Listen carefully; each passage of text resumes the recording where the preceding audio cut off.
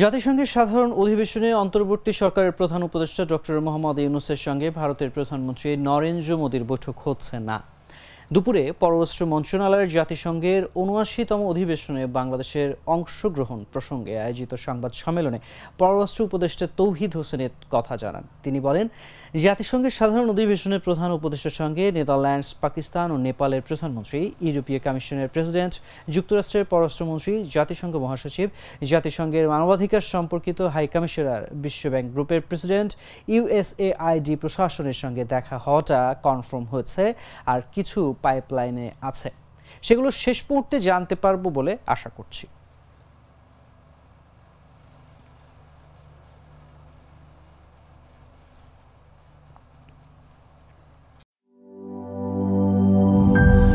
করিম চাচা, আপনার প্রিয় মানুষদের কখনো বিপদে ফেলতে চাইবেন না স্যার। তাহলে আমাদের বিপদে রাখা কি ঠিক হচ্ছে? এজন্যই বিজলি কেবলস সবচেয়ে ভালো ও নিরাপদ। ফ্লেম রিটার্ডেন্ট পিভিসি দিয়ে তৈরি বিজলি কেবলস, নিরাপদ আজীবন।